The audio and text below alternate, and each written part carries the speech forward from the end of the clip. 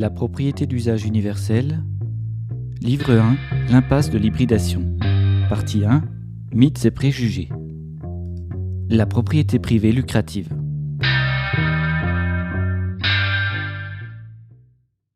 Qu'on se le dise une fois pour toutes, le système de propriété privée lucrative produit inévitablement un régime de domination. Depuis l'âge féodal, les seigneurs, maîtres de cité et les rois y ont trouvé une mécanique légale pour s'approprier le travail d'autrui et s'assurer les revenus qu'on connaît. Les châteaux et palais dont on vante les qualités patrimoniales sont essentiellement le fruit d'une aspiration de la richesse des dominés majoritaires vers les dominants minoritaires. Après la Révolution française, les bourgeois ont relayé les monarques de la féodalité sans que les règles de domination n'évoluent significativement. Ils sont aujourd'hui remplacés par leur variante actionnariale déshumanisée et par quelques accumulateurs pathologiques dont on trouve la liste dans le classement des fortunes mondiales. Le principe de la propriété lucrative est aussi simple que redoutable. Déléguer l'usage d'une propriété à un tiers pour générer une rente. Ainsi naît le louage. Cette rente correspond précisément à l'objet de motivation qui anime les propriétaires lucratifs. Addictive, satisfaisante, offrant un statut social supérieur, la rente provoque un rapport de domination inévitable entre le propriétaire lucratif et son locataire. Elle représente bien plus qu'un simple outil au service de la reproduction matérielle. Elle peut devenir un véritable moyen de jouissance sur autrui. Sans la rente, quelle personne saine d'esprit aurait l'idée étrange de posséder et d'accumuler des biens sans pouvoir les utiliser ? Un propriétaire lucratif peut, seul, déléguer l'usage d'une quantité de propriété qu'il est incapable de mobiliser par sa force de travail personnelle.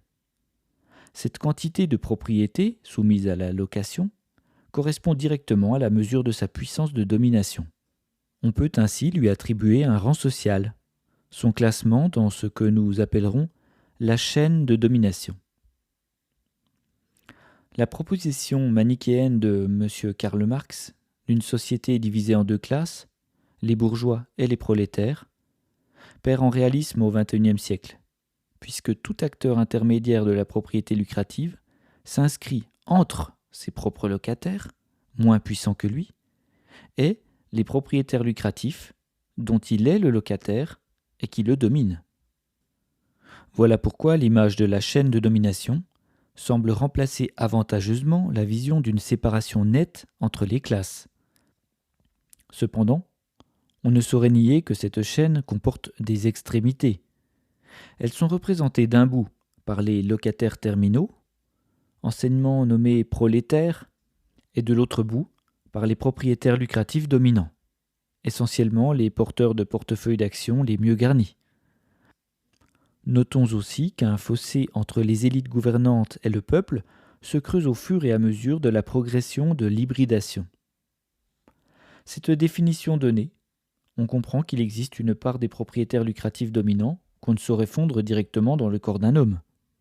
Un fonds de pension, pour n'en donner qu'un exemple, est une force diffuse, incarnée par une constellation de petits porteurs. Ces petits porteurs, réunis dans un même corps social, composent une entité de propriété lucrative dominante aussi violente dans sa domination que les grands patrimoines. La position individuelle de ces petits porteurs dans la chaîne de domination n'a rien d'extrême, et paradoxalement, ils peuvent subir individuellement les effets de la force collective dont ils sont propriétaires d'un partiel. Ainsi, l'image du méchant bourgeois dans son immeuble haussmannien, guidant les moutons de Chaplin, se liquéfie sous nos yeux. Même si elle est tentante pour vulgariser la réalité, nous devons y résister. L'écrasant pouvoir de la propriété lucrative, aujourd'hui, illustre combien la Révolution française, en abolissant les privilèges, les lois du sang et de la noblesse, en expropriant le clergé, n'a pas terminé son travail égalitariste. Le passage à la propriété d'usage sera son deuxième pas dans cette marche, car la propriété lucrative se transmet de manière très comparable au titre de noblesse, ce qui incite à imaginer et construire de nouvelles lois de succession. La propriété lucrative est si ancienne et si ancrée dans les mœurs qu'on la croit souvent naturelle et définitive. Pourtant, l'inégalité qu'elle provoque n'a rien d'une fatalité, contrairement aux fables racontées à longueur de journée dans les médias dominants. Elle a certes remporté les dernières batailles idéologiques, jusqu'à forger un monde pour elle, mais ce monde s'effrite. Il a de plus en plus chaud, il s'enflamme, fond, se noie sous les crues. Il ne peut répondre lui-même à ses contradictions idéologiques. Il ne peut se guérir avec les recettes qui le détruisent. Face à ce constat, nous avons deux choix. Poursuivre la destruction en sombrant dans le fatalisme, ou changer de logiciel de pensée. Mais renverser le système de propriété lucrative consiste à détruire un des plus puissants paradigmes actuels. C'est demander à Galilée d'essayer de convaincre l'Inquisition de s'intéresser, puis de comprendre ses lois, jusqu'à ce qu'elle admette l'héliocentrisme. Les règles de la propriété lucrative sont à notre époque ce qu'étaient les dogmes chrétiens à l'époque de Galilée. Elles sont diffusées si profondément dans la société que leur radiation demande la plus grande imagination, le plus puissant militantisme. L'objet de cet essai est de prouver qu'un autre monde est possible et que les règles de la propriété peuvent changer. Depuis des siècles, on pense que dans une économie saine, la répartition de la richesse doit se réaliser entre trois acteurs: le propriétaire, l'entrepreneur et le salarié, ou le noble, le capitaliste et l'ouvrier. Non seulement cette répartition ricardienne relève d'une pure construction sociale, mais nous pouvons la changer. Monsieur Adam Smith, dans un aveu qui en dit long, qualifiait d'oisifs les propriétaires fonciers, et on ne peut que partager son avis. Les propriétaires qui ne travaillent pas leur propriété eux-mêmes ne méritent en effet aucun revenu sur le travail généré par leurs locataires. Même si la gestion du patrimoine demande un travail, bien qu'il soit minime en proportion du travail de production, rien ne justifie que les travailleurs n'aient pas le droit de le réaliser eux-mêmes. Or, le travail abstrait donne un pouvoir que les salariés n'ont pas et n'auront jamais, tant qu'ils ne seront pas propriétaires de l'outil de production. C'est parce que les lois de la propriété lucrative leur permettent de récupérer légalement une partie de la valeur du travail de leurs locataires que les propriétaires lucratifs continuent de posséder des biens d'aucune utilité directe. Sinon, pourquoi s'encombreraient-ils d'avoir à gérer ces biens, puisqu'ils ne les utilisent pas pour ce qu'ils sont? Dit autrement, les locataires de l'outil de travail doivent payer pour travailler, ce qui alimente l'affaire des rentiers. Les nommés capitalistes par M. David Ricardo, en louant l'outil de travail, agissent selon un principe similaire merveilleusement décrit par M. Thomas Malthus. La règle est de n'employer jamais un ouvrier sur le sol s'il ne produit pas plus que la valeur de son salaire. Cette phrase résume à elle seule le système de propriété lucrative. Elle ne vient pas de Marx.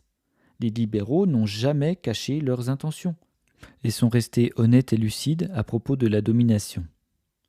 La différence entre la valeur produite par le travail du salarié et la valeur de son salaire correspond à la rente prélevée par le propriétaire lucratif.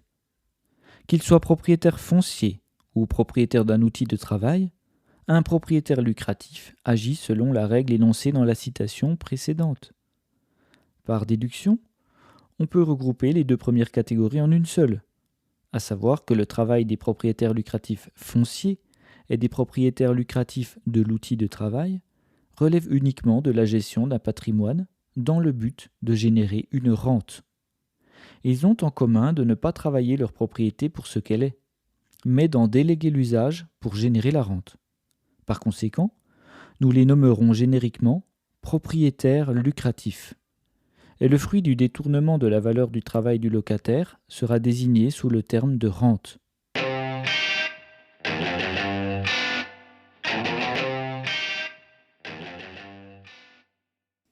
Faire travailler le salarié sans le payer pour satisfaire un appétit de rente. Voilà la plus haute morale des propriétaires lucratifs et la source principale de leur motivation d'entreprendre. En acceptant ce système, nous acceptons une loi féodale en contradiction avec toutes les revendications de modernité, et nous tolérons une règle millénaire, la règle de la capillarité, qui transfère la richesse vers les hautes sphères de la société en appauvrissant le plus grand nombre. Cette volonté, anthropologiquement absurde, de générer une rente croissante, quoi qu'il en coûte pour son substrat de réalisation, la terre et les hommes dominés, a provoqué les désastres impossibles à nier aujourd'hui, jusqu'à l'extrême limite de poser la question de la survie de l'espèce humaine. Voilà où nous mène concrètement le système de propriété lucrative, vers une impasse anthropologique et écologique. Nous avons vu que l'entrepreneur, qu'on appelle à tort capitaliste, est un propriétaire lucratif d'une espèce comparable au propriétaire foncier.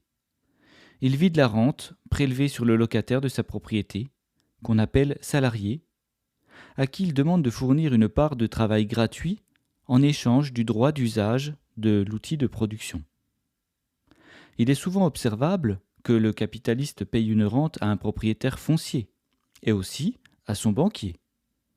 Les trois sont à la fois propriétaires lucratifs et locataires. Cette frontière mouvante permet de déduire que, excepté les propriétaires des plus hautes fortunes, personne dans la société n'est réellement épargné par l'emprise de la propriété lucrative. Nous sommes tous locataires de plus riches que nous. Voilà un premier argument en faveur de la suppression de ce système ridicule où tout le monde paye son droit aux moyens de reproduction matérielle à un rentier plus riche que lui. Aussi, l'entrepreneur, souvent mythifié en héros, en surhomme bravant les dangers, tel le navigateur solitaire dans les vagues du Pacifique, joue en réalité un rôle moins glorieux. On ne lui prête l'argent de son entreprise qu'à condition de remplir des critères de garantie innombrables. Le risque, élevé au rang de vertu, semble surjoué par la conséquence d'avoir exclu toutes les personnes sans garantie du système entrepreneurial. Quoi qu'il fasse, l'entrepreneur ne pourra pas atteindre le stade de pauvreté pécuniaire d'un locataire terminal. Le vieux dicton « l'argent amène l'argent », repris par Smith déjà, se vérifie quotidiennement dans le monde de la propriété lucrative. On voit combien la liberté d'entreprendre, sacralisée dans ce mode sociétal, reste conditionnelle, combien le libéralisme revendiqué est limité aux seuls possédants. Dans un monde de propriété lucrative, tout en bas de la chaîne de domination sociale, les locataires terminaux, intégraux, appauvris par le louage, accèdent difficilement à la propriété, voire n'y accèdent jamais. Par conséquent, ils se retrouvent privés du pouvoir économique et s'éloignent du travail abstrait à mesure que leurs propriétaires s'enrichissent. Voilà pourquoi la richesse remonte toujours par capillarité du locataire vers le propriétaire lucratif, jusqu'à des concentrations surréalistes. Imaginez, tel un progressiste, qu'un aménagement des règles de la propriété lucrative puisse en venir à bout est un raisonnement d'une naïveté sidérale. Quel propriétaire lucratif acceptera des règles de succession à 100% de prélèvement et un impôt égal à sa rente? De plus, la redistribution complète de leurs revenus aux travailleurs ne changera rien au rapport de domination, à savoir que les propriétaires lucratifs, bien que moins riches, détiendront toujours le pouvoir sur le travail abstrait, c'est-à-dire le pouvoir sur toutes les décisions importantes dont le salarié est privé alors qu'elles le concernent précisément. Autre condition indispensable à l'existence de la propriété lucrative, la rente doit dépasser le coût des taxes et autres impôts. Le moyen fiscal, présenté comme un régulateur de l'appétit mercantile des propriétaires lucratifs, montre son inefficacité structurelle à venir à bout des inégalités de revenus. Puisqu'il n'atteindra jamais le prix de la rente, et qu'il est facilement contournable dans un contexte de finance mondialisée. De plus, il semble ridicule d'autoriser dans un premier temps l'enrichissement d'un individu par la rente, puis de lui confisquer sa richesse a posteriori. Sans agir sur les mécanismes de l'accumulation, Robin des Bois ne résout pas le problème de la pauvreté en dépouillant le riche. Si dès le lendemain de sa prise, les pauvres de Sherwood sont à nouveau soumis aux règles qui remplissent le coffre du prince. On trouve dans toutes les époques des exemples de l'abus de position dominante des propriétaires lucratifs. Par exemple, c'est en rachetant les terres autogérées par les yeoman, puis en privant les paysans des droits de glanage, de pâturage, par le mouvement des enclosures, que les propriétaires lucratifs anglais ont réussi à rendre leurs locataires si pauvres qu'ils n'avaient plus d'autre choix que de partir à la ville pour travailler dans les manufactures. Il s'agit d'un exemple de transformation d'une propriété d'usage en propriété lucrative. On perçoit ces effets délétères sur l'égalité. Les paysans anglais sont passés du partage raisonnable et entendu d'un commun, d'une nature aux ressources gratuites et libres d'accès, à la soumission aux besoins des rentiers, à l'injustice infiniment renouvelée de la taxe féodale. Expropriés, chassés symboliquement du jardin d'Éden, ils ont perdu les moyens de leur subsistance, se sont vus déracinés de leur terre natale, de leurs traditions, amnésiés des savoirs millénaires, pour se poster jusqu'à la mort entre l'horloge et la machine. C'est d'ailleurs la décorrélation entre le sens de l'usage et la volonté rentière qui a rendu possible une société de surabondance matérielle. Les Romains antiques avaient techniquement les moyens de s'industrialiser par les machines, mais leur rapport à la propriété limitait grandement l'intérêt de recourir à la mécanisation. Pour cause, le travail humain des esclaves était si bon marché que l'idée même d'ouvrir une usine n'avait aucun sens, et la propriété mobilière ne donnait peu ou pas de pouvoir politique. Les capitalistes anglais, quant à eux, avaient trouvé un moyen tout aussi injuste pour s'enrichir sans travailler: louer l'usage des machines. Non pas que les machines travailleraient à leur place, mais qu'ils en loueraient l'usage à des travailleurs humains pour produire non pas des biens, mais de la rente à grande échelle. Car le patron de manufacture de chaussures pourra avoir la passion du pied habillé qu'on voudra. Pourquoi devrait-il produire des milliers de paires de chaussures pour satisfaire son amour de la semelle et du cuir? C'est bien la rente qui motive l'augmentation de sa production, jusqu'à la limite du possible, et dont les conséquences physiques sont l'exploitation mécanisée des ressources naturelles et la pollution industrielle. Si tant est qu'il réprouve ses propres méthodes et souhaite revenir à l'artisanat, quelle est la probabilité que l'actionnariat lui demande autre chose qu'une rente maximale et sûre? On ne peut donc nier que la rente ait été un moteur pour l'économie, puisque sa recherche mercantile a poussé des processus d'industrialisation qui ne se seraient peut-être jamais produits sans elle. On ne peut nier non plus qu'une grande part du progrès humain des siècles thermo-industriels a été portée par elle. Mais la contrepartie environnementale et sociale que la généralisation de ce mode de propriété dans le monde a provoquée ressemble davantage à une expérience d'apprenti sorcier qu'à l'application raisonnée d'un modèle économique.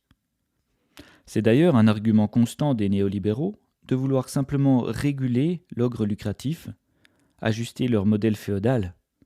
Mais les démonstrations présentes ici démontreront qu'aucune régulation effective ne peut avoir lieu sans sortir de ce mode de propriété, et qu'il est désormais possible de se passer du mode féodal pour produire les biens et les services dont l'utilité sociale doit être réellement discutée. S'il semble évident que nous ne pouvons plus nous permettre de produire au-delà de ce que la nature peut encaisser comme nuisance humaine, cela ne forme pas une raison pour tomber dans un raisonnement archaïste, à savoir prétendre que l'avenir appartient à un monde rétrograde. C'est une question de choix plutôt que de principe. Stopper la surproduction ne signifie pas forcément se priver d'eau courante, d'un réseau électrique ou de monnaie par exemple. Nous pouvons redonner du sens aux activités humaines par l'usage, les faire sortir du seul mode de production rentière pour redéfinir toute la division du travail. En cela, le sens de l'usage deviendra la préoccupation centrale de la puissance institutionnelle et qui permettra un retour à la raison matérielle, loin des ravages sans fin ni sens de la propriété lucrative. La maîtrise de l'usage au niveau macroéconomique, par tous les acteurs de la production, nous permettra de sortir du monde féodal sans tomber dans la misère, ni revivre les heures sombres du passé. Il permettra aussi de gérer la disponibilité décroissante d'énergie fossile dont les conséquences ne sont remédiables par aucune technologie. Le silence, ou l'incapacité de l'opposition, désarmée intellectuellement, destituée au rang de tribunal de défense des victimes, au rang de critique, d'observateur, n'empêche et ne prévient aucun crime. Sous l'écrasante puissance institutionnelle du système de propriété lucrative, elle ne sait plus reconnaître ses victoires du passé, comme le régime général de la sécurité sociale français par exemple. Elle ne sait plus détecter les zones à défendre, et encore moins dépasser l'aménagement d'un système corrompu pour rentrer dans la proposition disruptive. S'indigner, râler, proférer les jurons du capitaine Haddock sur les antennes des propriétaires lucratifs ou de leur chien de garde n'abat pas son ennemi. Celui-ci sort victorieux de batailles tranquilles où de basses diversions suffisent généralement à écarter le fond du débat, où les médias dominants peuvent ressortir inlassablement les mêmes ribambelles d'arguments. La faute aux pauvres, pas assez courageux, pas assez productifs. La faute à l'État qui leur distribue trop d'aides, qui se ruine pour les éduquer, les soigner, construire des routes pour qu'ils aillent travailler. La faute à l'insécurité, aux étrangers, à l'autre, mais jamais la faute aux propriétaires lucratifs. Chevalier blanc, intouchable sauveur du peuple, demi-dieu des temps modernes.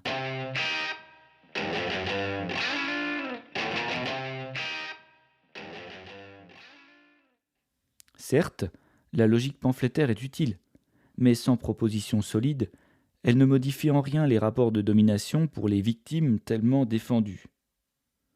Pour sortir des dominations moyenâgeuses de la propriété lucrative, nous devons rendre la richesse à ceux qui valorisent la propriété par leur travail, les travailleurs, en les laissant percevoir directement le plein fruit de leur effort. Pour cela, il faut supprimer la rente et ses féodalités, donc supprimer la propriété lucrative. Tout de suite, le conservateur pensera que dans de telles conditions, c'est la motivation de toute entreprise qui s'évanouira, que l'économie s'effondrera si l'on supprime la récompense de la rente, l'appât du gain, l'essence du business. Je l'encourage à aller au bout de l'ouvrage, pour comprendre qu'en réalité, c'est le système de propriété lucrative qui freine l'imagination des travailleurs, restreint la liberté d'entreprendre, jusqu'à attaquer le libéralisme dont ils se revendiquent. Supprimer la motivation de la rente ne signifie pas supprimer la motivation d'entreprendre. Il suffit pour cela que l'entrepreneur trouve son compte à créer une entreprise. C'est précisément l'objet de cet essai. Transformer l'envie mercantile de gagner en besoin de construire. Voilà une proposition révolutionnaire. À la différence avec le passé, nous devrons user de la propriété pour ce qu'elle offre, la valoriser personnellement, puisque l'usage ne sera plus délégable à un tiers. L'allocation d'une propriété lucrative sous toutes ses formes aura disparu. Salariat, crédit bancaire, actions, location foncière.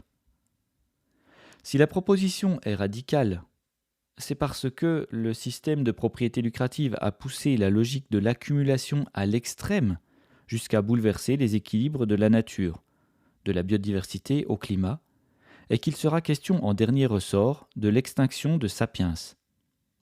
Le déni de réalité induit par les plaisirs de l'accumulation matérielle agit comme un alcool. Son ivresse provoque une drôle de sensation au réveil. S'il est question de civilisation dans cet essai, de définir quel type de société nous désirons, c'est non seulement parce que la propriété lucrative risque de nous mener au suicide collectif, mais aussi parce qu'elle casse les individus, elle casse des vies par millions. De plus, sa vision du progrès est toute relative, largement discutable. la seule accumulation matérielle ne saurait suffire à combler les besoins de l'animal social humain. Si les technologies numériques permettent d'obtenir toutes sortes de biens ou de services à distance, sans contact, il semble urgent de remettre de l'humanité dans nos vies, avant que l'essentiel de la population ne soit réduit à servir les algorithmes lucratifs. Internet constitue un bel exemple de prédation par la propriété lucrative, une sorte de mouvement des enclosures modernes. S'il était au départ un moyen formidable de connecter les âmes entre elles, il est devenu un marché lucratif dont les vaches à lait se laissent traire les données personnelles en toute docilité. Sous prétexte de gratuité, les propriétaires lucratifs ont appâté une population en mal de communication avec des services jusque-là inédits. L'irrésistible tentation d'avoir une vie sociale, même numérique, est désormais sous le joug de quelques seigneurs féodaux. Internet aurait pu devenir un continent de liberté, et pourra le redevenir si le mode de propriété change. Au panthéon des mythologies de la proposition hybride, on trouve un grand nombre de croyances sur lesquelles nous reviendrons.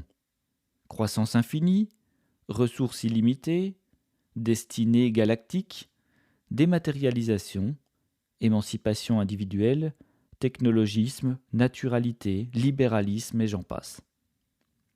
Nous pourrions nous morfondre dans la résignation, attendre que le système s'effondre de lui-même.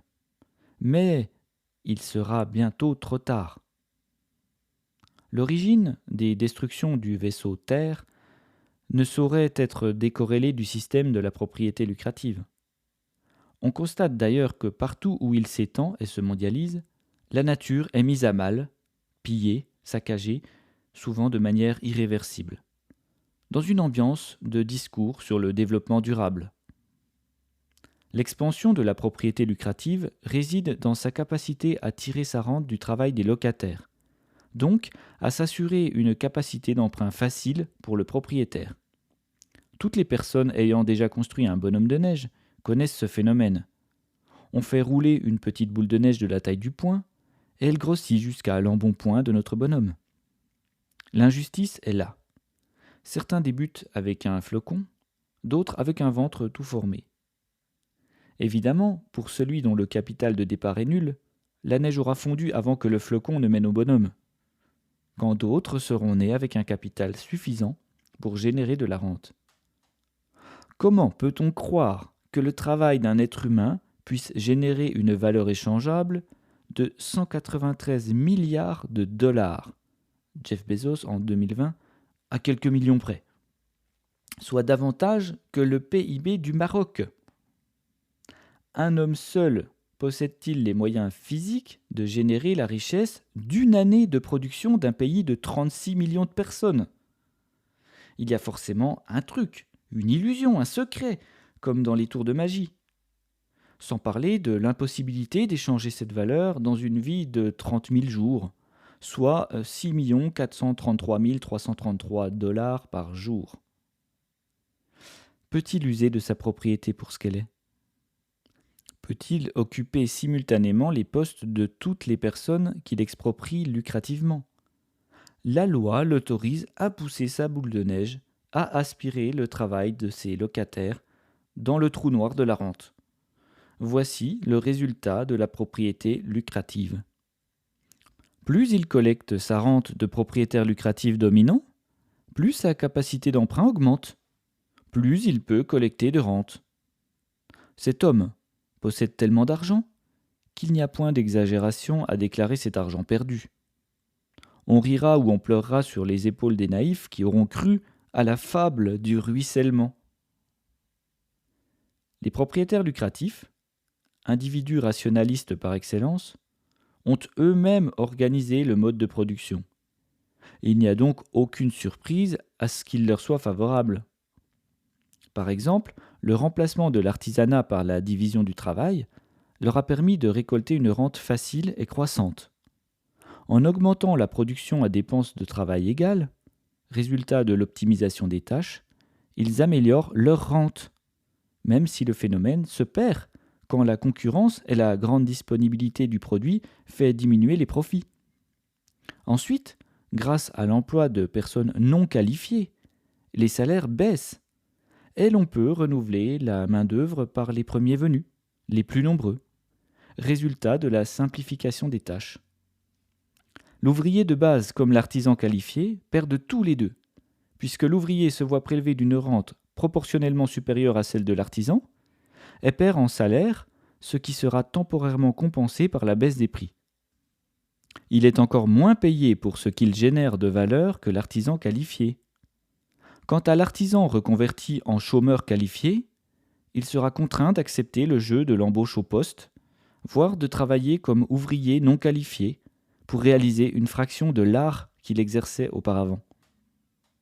On comprend aisément par cet exemple que cette situation favorise avant tout le propriétaire lucratif, qui possède de nouveaux moyens pour investir dans toujours plus de productivité, pour toujours plus de production à faible salaire.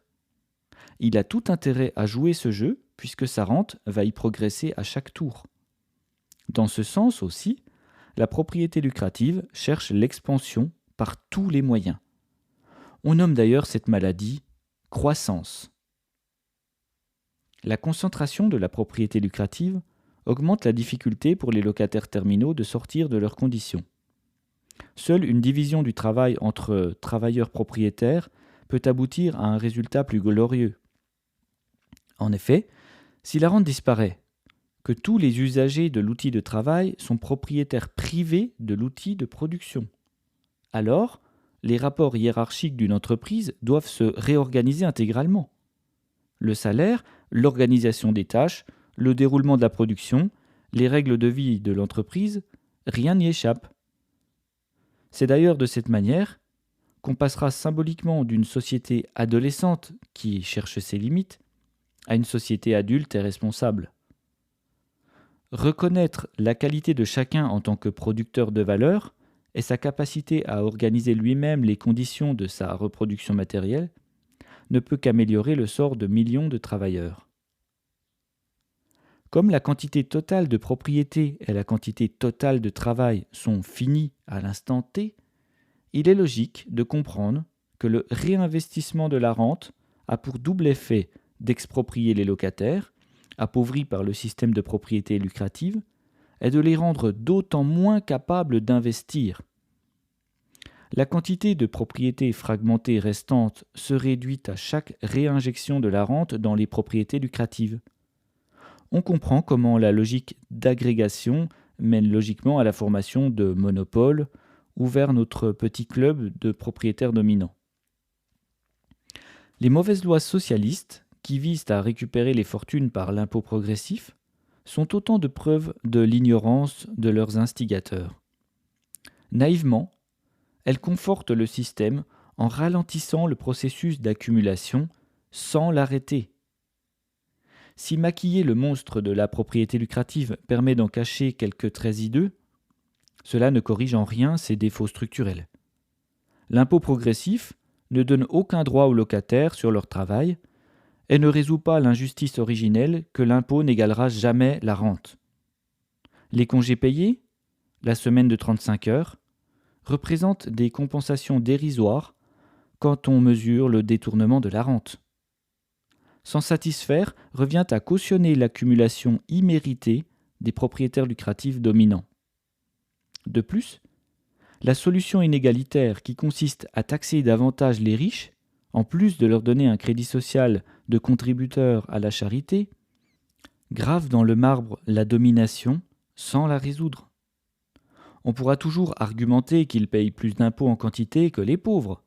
La charité sociale va en réalité massivement des locataires vers les propriétaires lucratifs, et non l'inverse, puisque la simple soustraction de l'impôt à la rente leur laisse une part supérieure à zéro, et que cette part est financée par le travail des locataires. En réalité, lorsque les propriétaires lucratifs s'acquittent de l'impôt sur leur propriété lucrative ou sur la rente qui en résulte, ils dépensent l'argent récolté par le surtravail des locataires mobilisés dans ces propriétés. Les mécanismes de compensation ne remettent jamais en question l'origine des dominations. Par définition, ils agissent en aval. Dans le même thème, la fausse bonne idée d'un revenu universel ou de base, dans un monde de propriété lucrative, constitue une réponse de désemparement devant l'accumulation primitive, impossible à résoudre sans sortir du système lucratif. Il faudrait vraiment méconnaître les mécanismes de l'accumulation primitive pour s'imaginer que la distribution d'une somme socialisée à tous les citoyens n'aura aucun effet sur le prix des loyers et rendra moins pauvres les locataires intégraux. En effet, quel propriétaire lucratif sera suffisamment idiot pour ne pas augmenter ses tarifs de location si les locataires sont dotés d'un revenu supplémentaire ? Qui pourrait croire que cela n'aboutira pas à un gigantesque détournement de la somme socialisée au profit des propriétaires lucratifs, comme c'est déjà le cas avec les aides au logement par exemple ? Alors l'État devra écrire de nouvelles lois pour freiner la tendance naturelle au mercantilisme des rentiers, pour limiter le détournement du revenu universel à leur profit. Voici une preuve supplémentaire des fondations inégalitaires du système lucratif et de son impossible régulation. Voilà pourquoi il faut absolument sortir d'une logique de cordial pour rentrer dans une logique de changement, en revoyant complètement les lois de la propriété.